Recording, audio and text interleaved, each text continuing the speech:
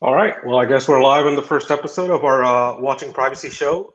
We've got Raju from Zoho with us and Brent from Small Business Trends. And we're going to talk a little bit about privacy and why it's important and what we plan to do with this show and how we're going to take it forward. So if each of you want to start off saying a few words and then we'll dive right in. Sure. Brent, you want to go first? Or Raju? That's Doesn't how it matter. goes. Raju, why don't you go first? Yeah. So, increasingly, privacy is an important topic because it's crossed a certain line, a line that we are not comfortable with. And I believe it is important to basically bring some awareness among people on why privacy and why privacy is important, or let individuals make a decision themselves. But at least there has to be an awareness on what's going on in the market. So that is the role I think we can play, where we increase the awareness of people on what's going on in the context of privacy, and that, in my view, is a good purpose for the show. Yeah, I completely agree with that. And I came with a visual aid, so I always like having visual things to look at. But when you think about it, I mean, privacy and this conversation is probably long overdue, but it's now or never. It feels like right now, just because of the amount of digital interactions that are taking place and the kinds of data that's being created. I just wanted to use this just because this is like pre-pandemic in 2019, what was going on in Internet Minute. And as you can see, there's a lot of stuff going on, a lot of interactions, a lot of digital pieces getting created. But now that we're in 2021, look at you can see very significant increases. The pandemic forced some of the analog interactions that we were having, because we couldn't get out and connect the way we usually did. We turned to digital channels even more so. So you see, for example, look at what happened with Twitter. People were tweeting about 88,000 tweets per minute in 2019, which is, to me, is pretty significant. But look at the massive jump just in 2021 to 200,000. And you can look at a lot of these different kind of milestones or data points. We're all going up. Snapchat 2.1 to 3.4. So now that we see more dependence on digital, more interaction taking place, that means more data is getting created.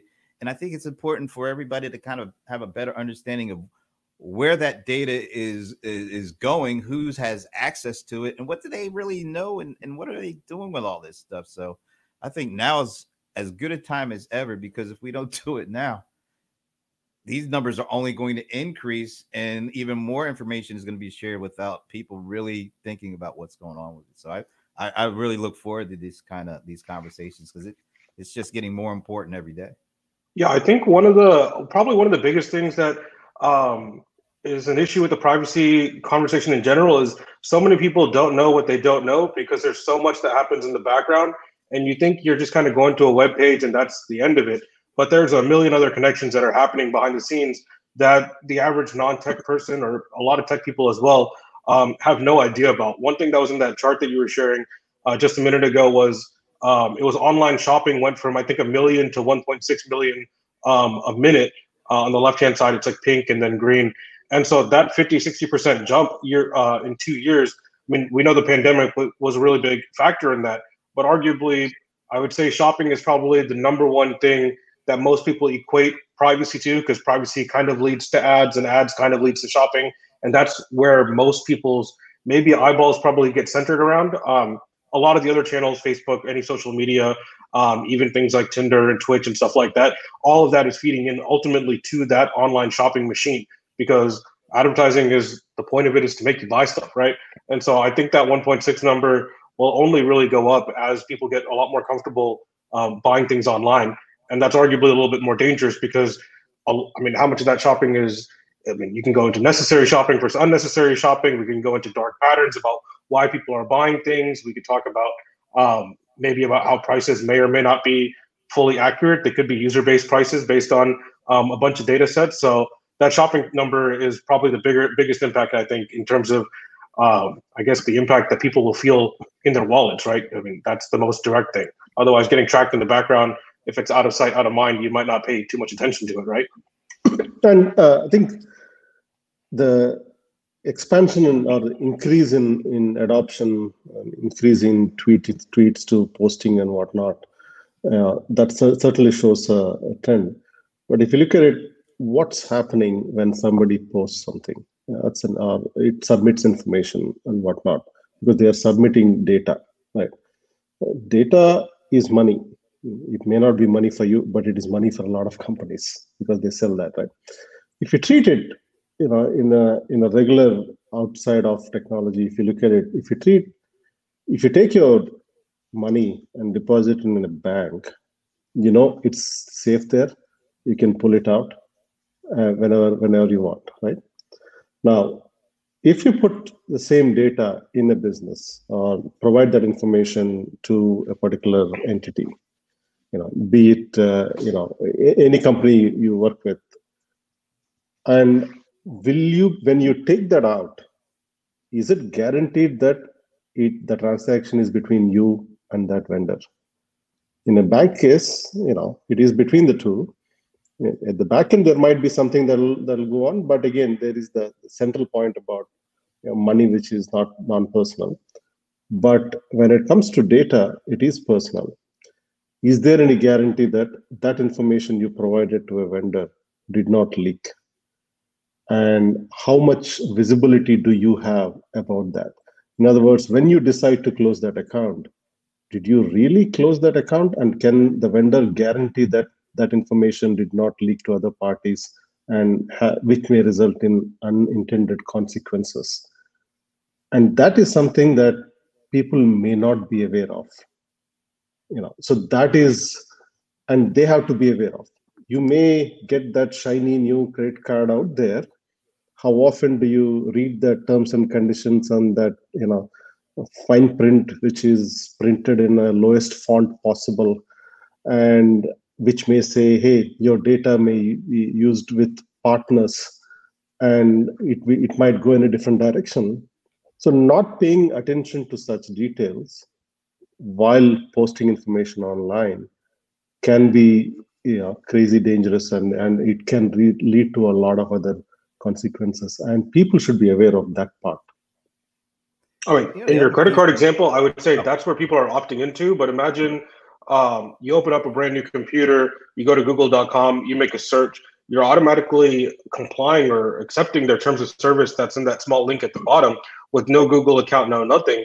But on that brand new laptop, you've never logged into anything before. You take it at home, you connect it to your home Wi-Fi. What is the information that they have on you now? With no consent whatsoever on this brand new machine, with no background information or anything, right? I think the problem is you don't know, and most of us will lean to not trusting somebody, obviously, because you don't know and their track record of what they're capable of. Ultimately, at Google, there's 150,000 of arguably some of the smartest engineers in the world being paid for the motion of obviously making money and extracting as much as you can, right? And so I'd put my money on the 150,000 smartest people or highest paid and smartest people to know what they're doing and find a way around outsmarting me, right? I mean, naturally, I think most people's instinct would be something along those lines. Yeah, I think about there's what's happening, and then there's, not giving people the choice to, participate or not participate. And I think, we kind of focus, generally speaking, the focus is always on kind of, the nefarious use of data. And there's a lot of that out there. But it's also maybe if people would be up level with folks up front and say, hey, this is how we plan to use your data. This is how we will safeguard it. This is, the things that, we'll be able to do with it to make your experience better. Give people the option up front. Right now, it's either you don't have the option or the default is you're in without you actually explicitly saying you're in. And I think that's almost as big as an issue as some of the things that people really focus in on, which is the actual use of it. let people know what's going on and let them decide if they want, their data to be a part of it or if they don't.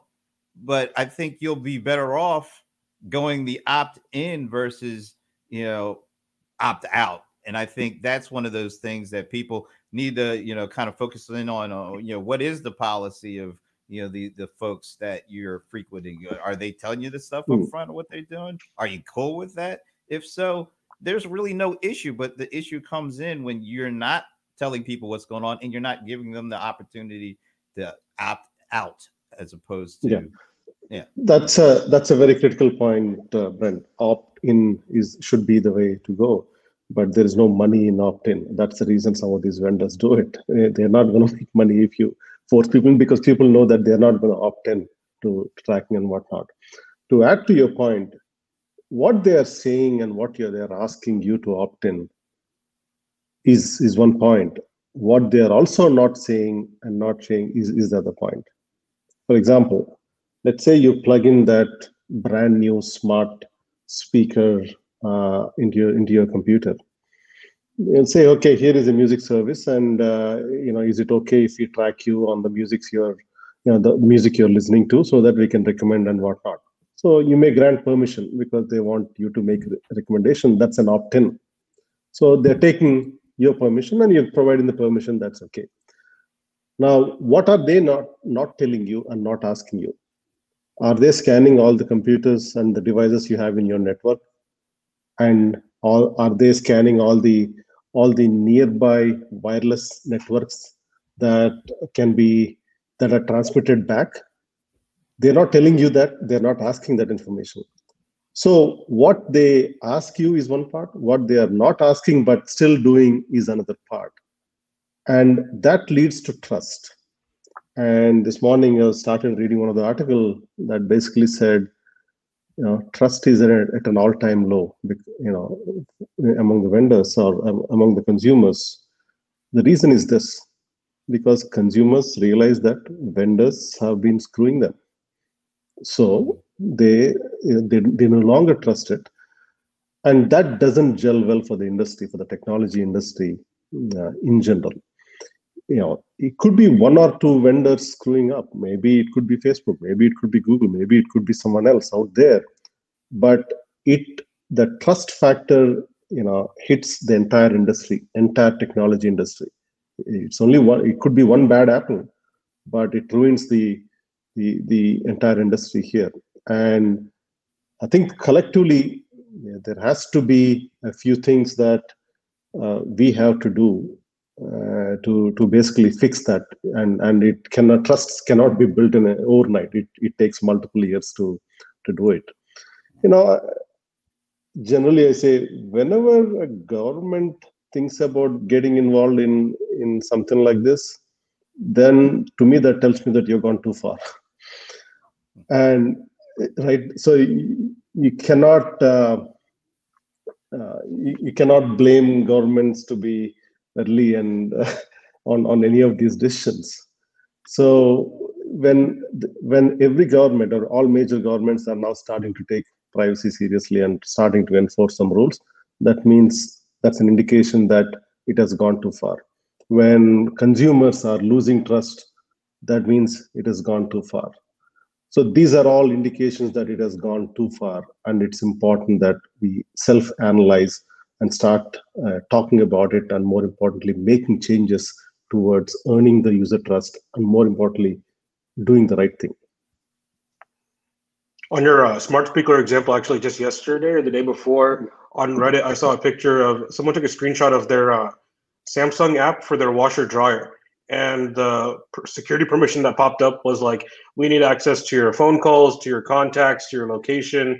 And like, in an honest way, if you trusted a company, be like, all right, cool, well, I want to get a phone call whenever my laundry's done, in Brent's case today, you get a notification and it seems honest, but then it's like, what do they need my phone call records for? All of my contacts, is that really necessary?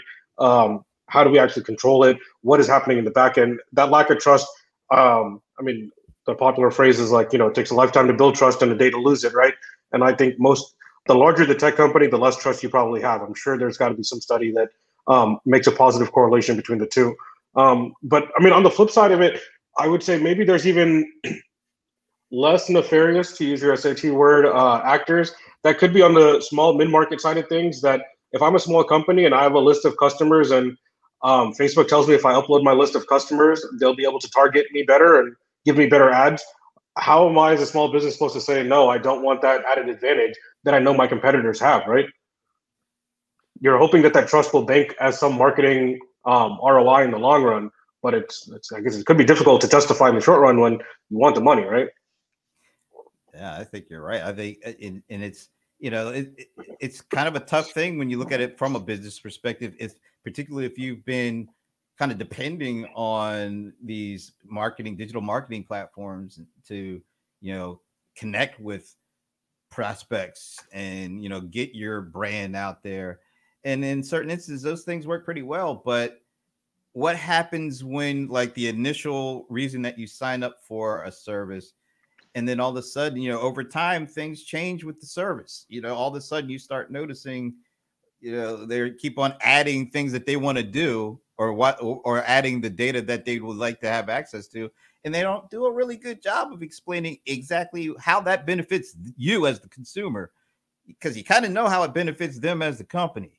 And that's not enough for me to opt into at this point.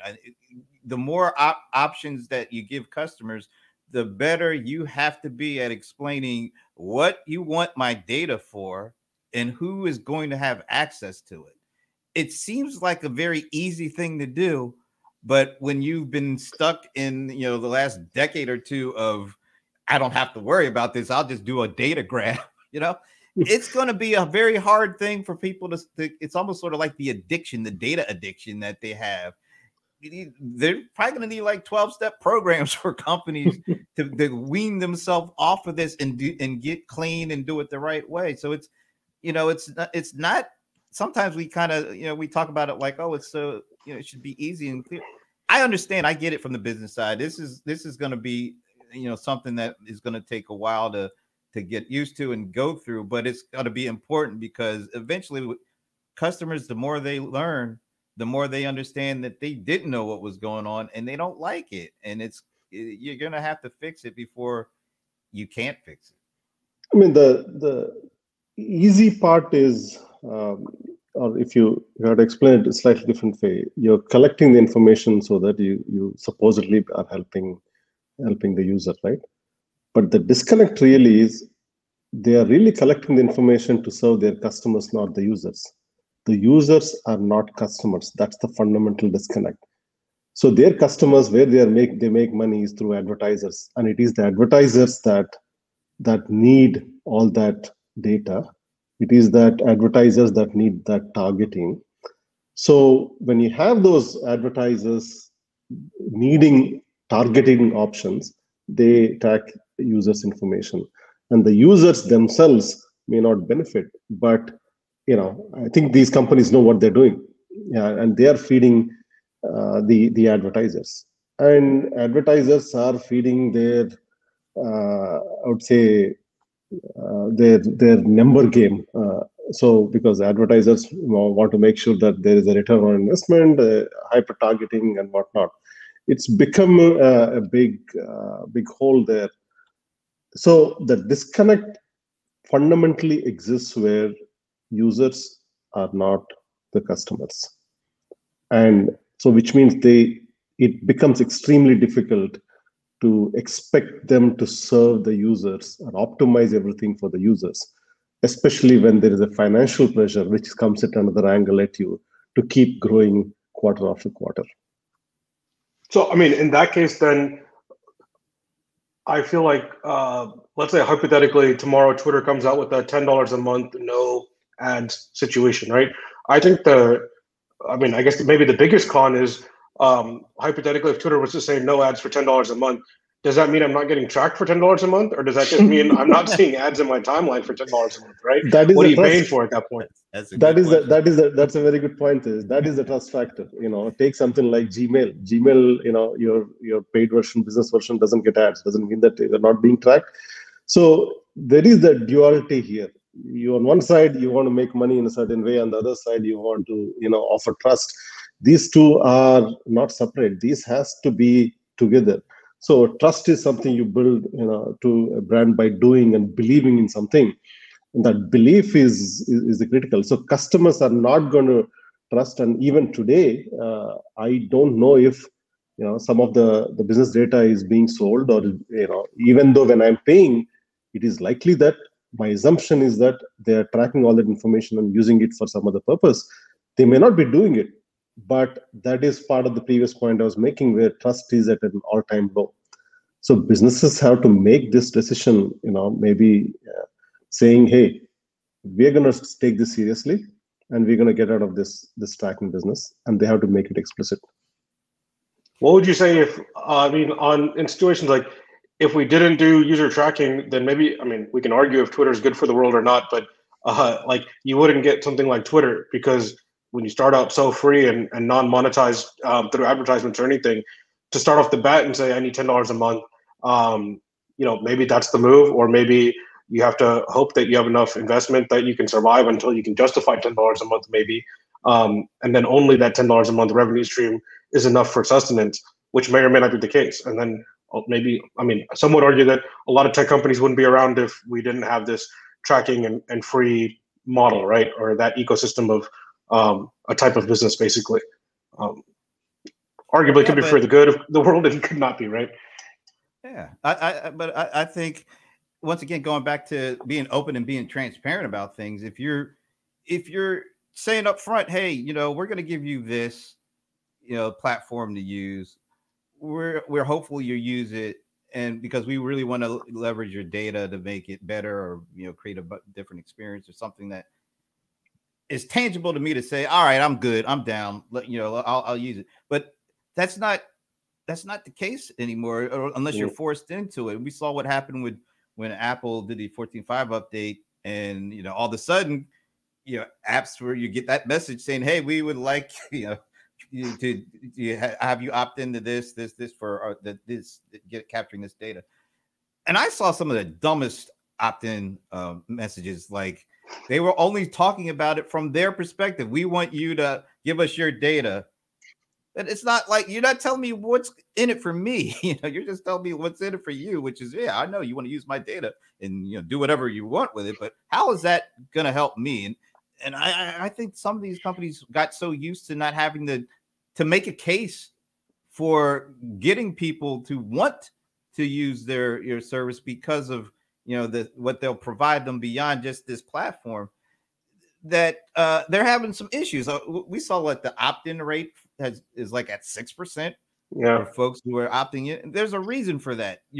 These companies are not doing a good enough job of explaining, why should I give you my data to use? And until they do that, they're open and transparent, it's going to be a very big issue, going forward. That ad thing, I think, was like maybe the tip of the iceberg. But even before, I think it was like an earlier version of iOS, that it's when they made it so you could share your location once, or you could share it perpetually, right? And nobody really realized what that meant. And maybe an app like Uber or Google Maps, you realize that sharing my location in the background is a good idea. I can close the Uber app. Uber will still know where I am. But then you don't realize that every time the app is closed, it knows exactly where you are for the life of you. And nobody batted an eye about that one. Everyone was like, oh, that's, makes sense, logical. But it's just the wording of it and that opt-in ability, I guess, or transparency of what's actually going on, right? If Uber came out and said, hypothetically, if you don't have an active ride, we're not tracking you whatsoever, loud and clear print, but we still want your access in the background, so your updates and notifications come clearly. That could be like a level of trust. But that background, I would say the two scariest iOS notifications besides the ad tracking is that background location tracking, and then access to local devices on your network. Like Raju was talking about, that local network scan is scary. Every house you go to, every Wi-Fi you connect to, every device around you. And if you're just an innocent bystander at your cousin's house, having dinner, and you opted in and shared all your network scans, then now I'm a part of it, and I never opted into it. But that company now knows about me. They know about Tejas' iPhone. They have my MAC address. They can then figure out some way to store it and use that for some way, I'm sure, in the future. They're not going to let go of that data. They'll store it and find a way to make it useful later. That is a critical point, Tejas, where it's not you. You don't have to opt in. That your cousin that may come in who connected to your network may have opted in and is sharing your data. So this is this is the evolution of the transactions. I mentioned this earlier. You pay with money, that has transitioned to you pay with data, that has transitioned to you pay with someone else's data. And I installed Clubhouse a few months back, and they said they want my access to my contact list. Before you can do anything. Before you can do anything. There's no way I'm sharing. Imagine someone knocking on your door, a random person knocking on your door and saying, hey, can you share your contact book? And do you just hand it over? Yet it's like the first thing they ask you for when you sign up for this. Thank you for signing up. Now, can we get all your data before we do anything? Yet millions of people are doing it, and I'm sure they have my contact information, even though I have not opted in. So there has to be an option where I, as a consumer, should be able to pull my data out of the system, and it has to be enforced. And maybe this is where the government can step in, like a do not call list. You should have a do not track list. If an individual doesn't want to be part of it, then they should be able to provide the information and make sure that all vendors comply to it. I think we are certainly getting there. Otherwise, you'll end up seeing a ton of spams, and because somebody else has your data, and they'll start calling you and start calling you randomly on things. And that is one of the reasons I actually like the recent rule Netherlands passed, saying they're blocking cold calling. I love that. I would love to see that. I'd love to see that in several countries out there, because what is happening with that data is it resulting in cold calling and among other users. So we have to get to, I think that is where a government can play a role in enforcing things like keeping the end user in control by putting things like the do not track list and others, and then clearing the data, and then finding companies that are abusing this data that they're finding. I mean, hopefully the do not track list is a little bit has more teeth than the do not call list, because I think we all still get spam calls and we don't really know why. But another point too is, things change over time. Your needs change over time. So maybe you opt in at one phase of your life, and you use these systems, and data gets accumulated and collected. But then at some point, maybe you say, you know what, I'm done. But what happens? Does that data that was part of your opt-in, does that go away, or does that still be used? Because in the moment you opted in, does that mean that that data is always there once you opted in and then you opt out?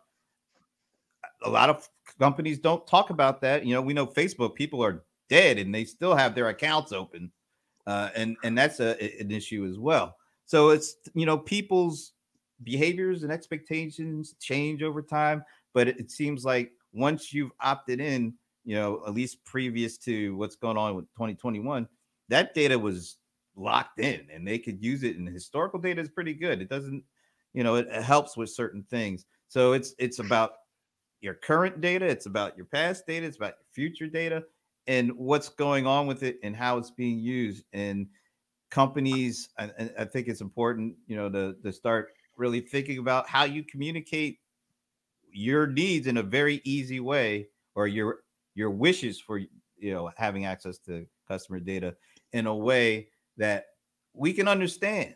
We're not dumb. I think they kind of played us for suckers for a lot of years. Let's face it. We got excited because we got to use these nice apps for free. And what's it saying?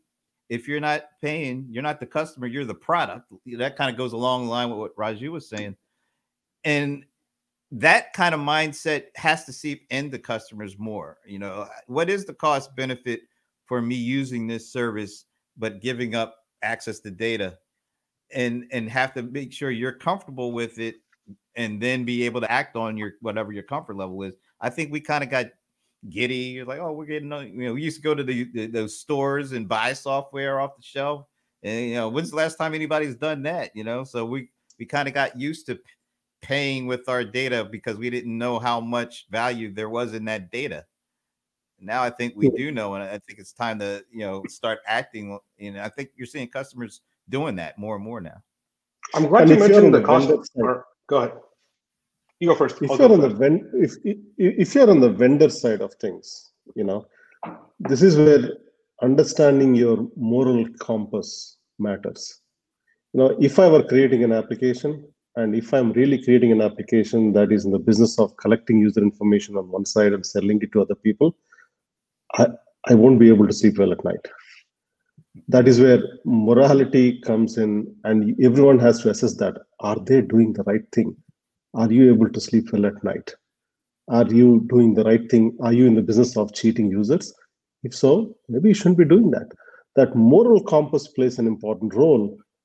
And the more I see it, I get disappointed because it feels like that morality is bankrupt. And that is, especially for the engineers working at these companies that are in the process of in the business of stealing customer information, I highly recommend that they do this self-assessment of morality. And from a vendor's point of view, that becomes extremely important. Yeah, I'll go into what Raju just said. There was a couple months ago, I remember seeing this article too. I'll have to dig it up, but basically it was along the lines of like, if you take your your top FANG companies, your Facebook, Apple, Microsoft, Google, and you take like the top engineers there, each one an average to above average engineer, easily clearing well over $250,000, if not into the $500,000, million plus with stocks and everything like that, right? That's a high level of compensation for arguably the smartest people. And so it was, there's also probably the better example is in the show Silicon Valley, there's like this guy, Big Head, I think, or Fat Head or something. And he's just a useless engineer. And they put him on the roof of the building and they give him a fat paycheck just to be idle so he doesn't go to any other company or do anything else. And arguably what the largest companies in the world are doing is you take this talent, you throw a lot of money at them, and you basically just pigeonhole them.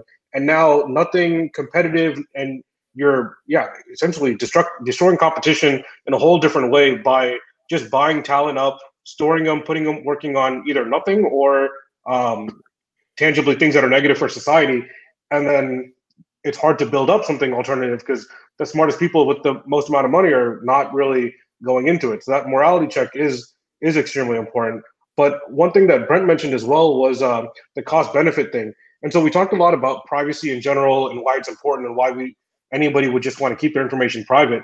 But on the flip side of it, most people will tell you that, if I give up a little bit of data and then I discover, I don't know, a new fidget spinner on Instagram ads, is that really the worst thing? Like maybe I bought it, it was great, it worked out pretty well for me. What are some of the ways that like a lack of privacy can do, I guess, cause like serious impact, either economic or otherwise, to an individual by that privacy being exposed essentially or being violated? Does anyone have is there examples? Like it could be like pricing of something, knowing if some company knows my income and my credit score and my car I drive and the last time I got paid and what company I'm at, can that price of that product dynamically change for me? And could I be arguably paying more for that product rather than cheaper, the standard rate? And that's already happening. Yeah. That's already happening. There are, insurance. Your car insurance is one.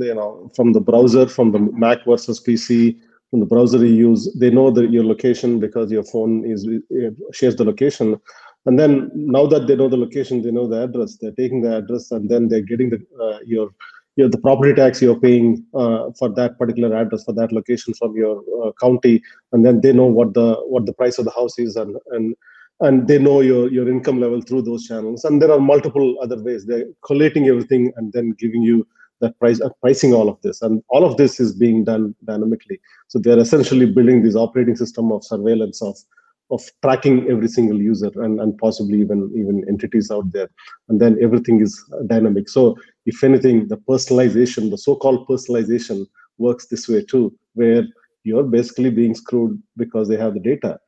Sometimes there are some positive cases too, but there are also these negative cases. Users should know that this is happening in the first place. Yeah, I'm convinced that like Uber will overcharge me if I call a ride at like 2 a.m. and there's no, they'll claim it's a demand thing, but arguably if I open the Uber app and I call an Uber within 3 seconds, not thinking twice because I just need to get home, is that price going to be $5 more? Will I ever know? the worst thing I thought about Uber and Lyft maybe was the removal of that like a surge price confirmation. Now everything is a surge price, and you have no idea what the real price really ever is, right?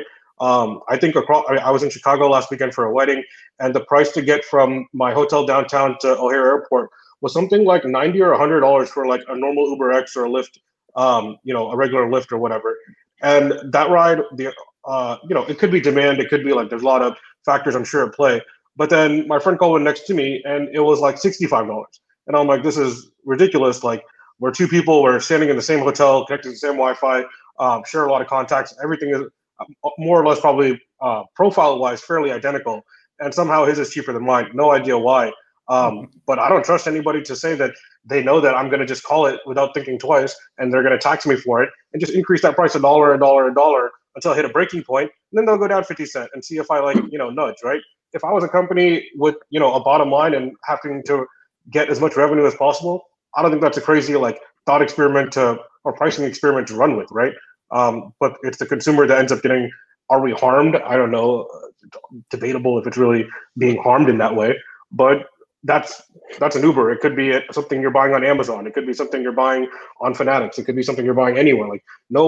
Any vendor, I think is, you kind of got to prove trust nowadays rather than expecting it at the base level.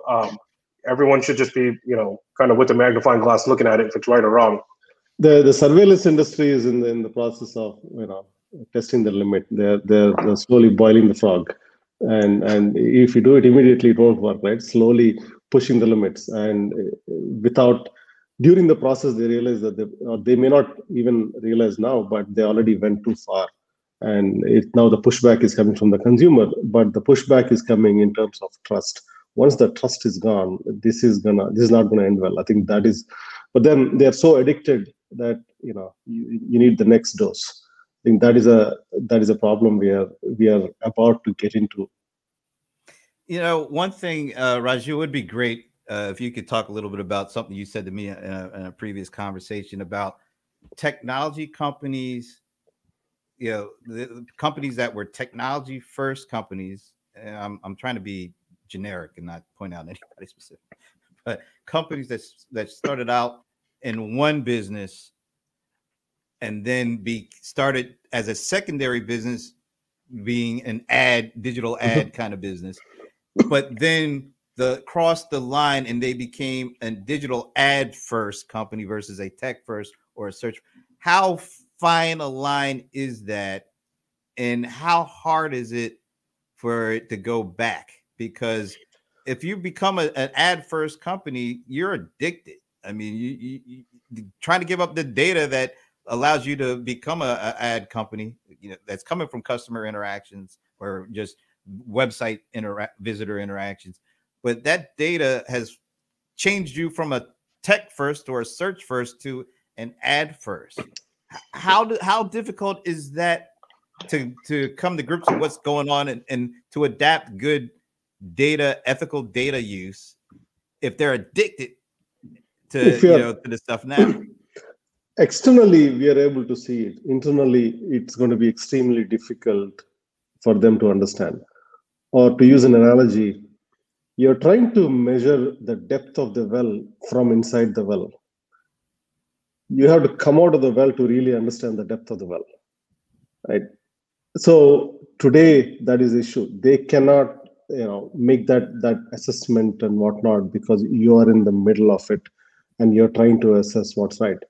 And then there are cases where you may want to change, but there are market dynamics act against you. Market dynamics meaning the stock market and whatnot. So you may want to step back a little bit, but you're on a treadmill where the expectation is that every quarter your revenue goes up. Now, when your revenue has to go up, and if it doesn't, you make some changes and you say this is the upper limit. And when the revenue doesn't go up, well, you lose your job. So then they say, okay, I'm going to protect my job, because especially as Tejas said, they're all paid well. I'm going to protect my job and I'm going to keep doing as if nothing's happening. A lot of these companies are in that. What happens in that case is basically the trust is lost, and then it becomes, there begins the slow decline. Decline doesn't happen abruptly, but they start to become irrelevant. And of course, the industry is littered with examples on companies that went down that path.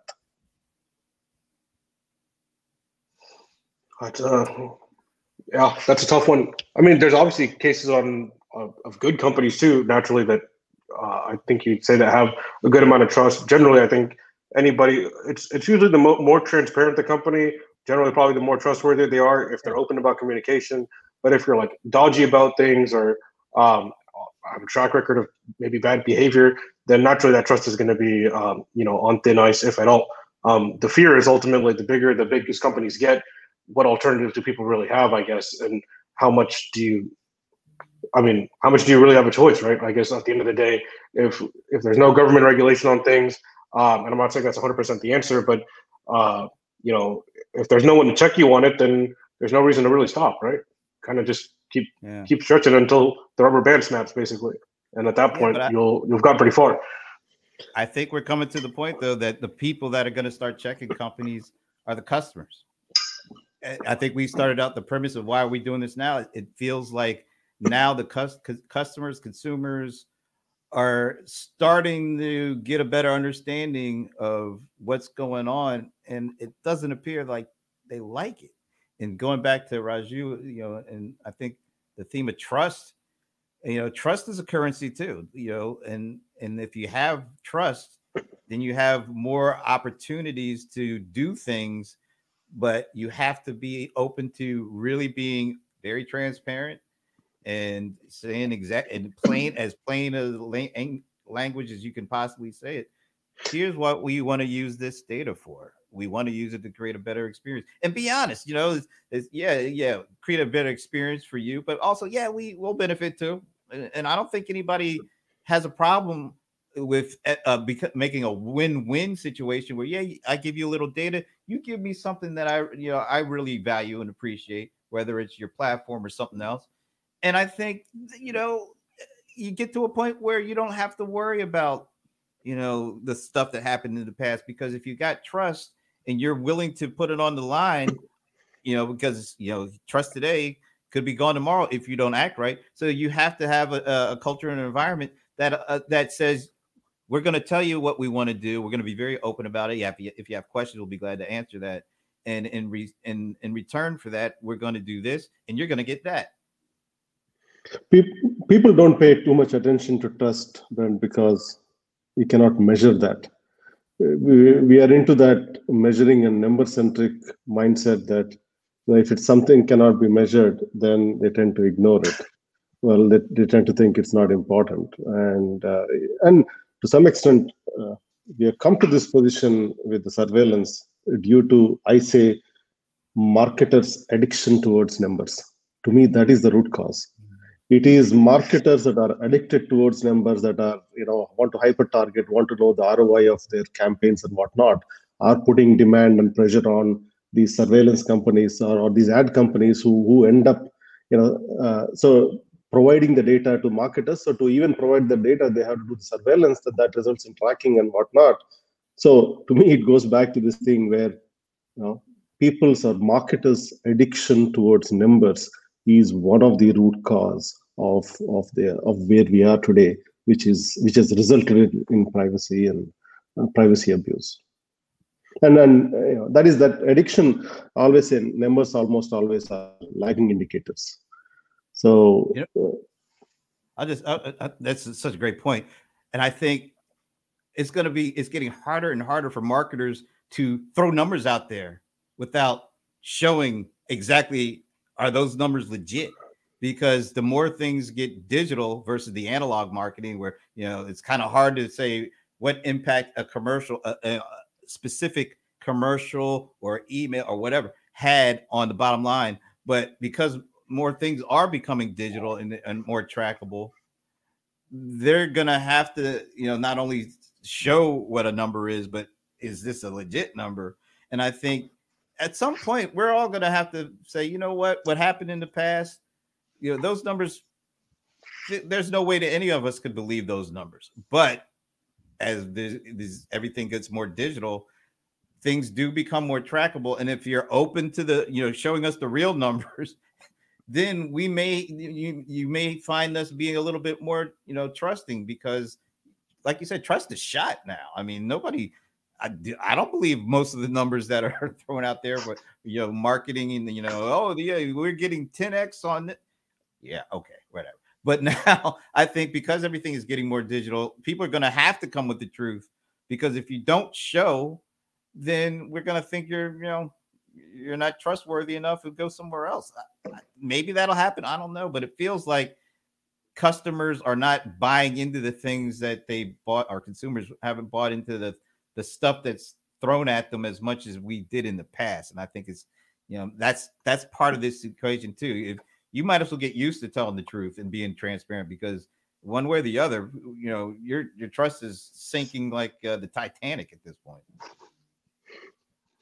Yeah, I mean, that's a good point to end on. The trust piece is, I think, I mean, with digitization, I think maybe more people are doing more research about companies, their backgrounds. Is this a good person I want to be in partnership with? Rather than it being so transactional, you hope that there is a return to like maybe a personal connection or human element to these types of transactions and deals, and who we choose to spend our time with, or what apps or what services or platforms or whatever. And hopefully we go down that path. But I mean, we can call it a wrap here, about 45 minutes in. But ultimately, we're going to be doing more of these every single week, every Friday.